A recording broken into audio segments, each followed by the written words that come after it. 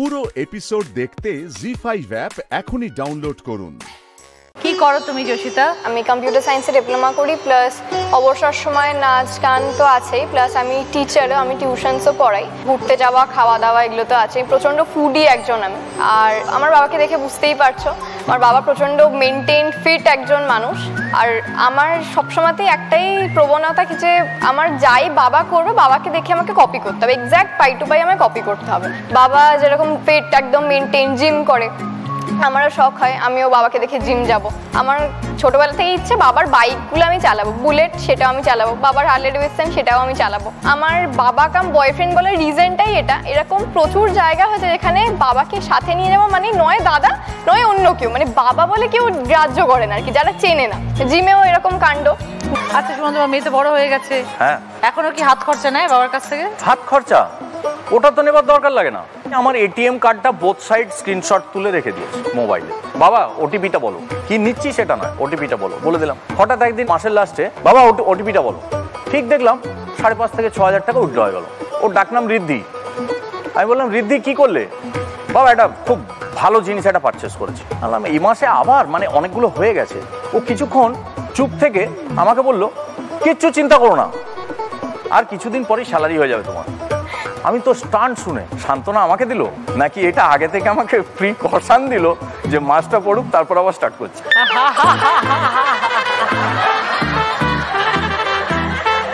আচ্ছা, মেয়ের আর কি কি গুণ আছে? প্রচন্ড কেয়ারিং বাচ্চাবেলা থেকেই। মানে এরকম হচ্ছে জ্বর সর্দি শরীর খারাপ, কাউকে কিছু বলতে হয় না, যেটা চাইবো একদম ইনস্ট্যান্ট আমার হাতের কাছে রেডি। ঋদ্ধি এটা পাচ্ছি না, ঋদ্ধি ওটা পাচ্ছি না, ও একদম ইনস্ট্যান্ট রেডি। এইসব দিকে কোনো সমস্যা কিছু নেই, অবাধ্য একদমই নয়। তো মেয়ে তো মনে হচ্ছে খুব আদরে। হ্যাঁ সুমন্ত বাবু? হ্যাঁ। বাড়ির কাজকর্ম করে? হ্যাঁ। মাকে হেল্প করে?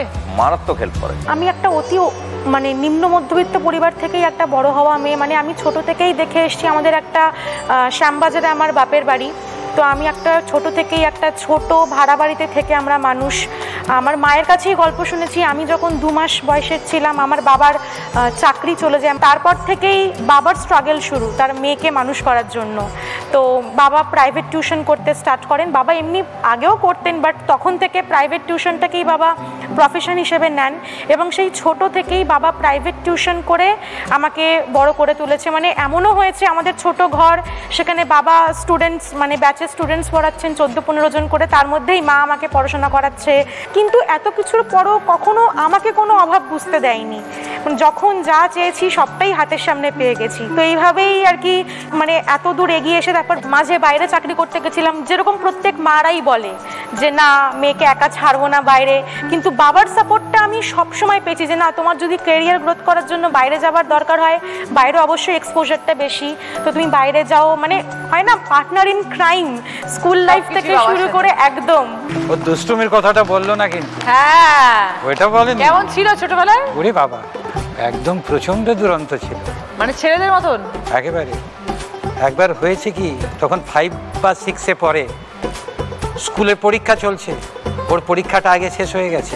ওপর থেকে নিচে নেমে এসে টেবিলের ওপর ছিল দারোয়ানের টেবিল, টেনে নিয়েছে উপরে ঘন্টা বাজিয়ে দিয়েছে। তখনও পরীক্ষার টাইমটা শেষ হয়নি, সব টিচাররা নেমে এসছে। তারপর তো আমার ওই ঝড়ঝাপটাটা আমার উপর দিয়েই খেয়াল। জি5 ডাউনলোড করুন আর সব এপিসোড দেখুন একদম ফ্রি।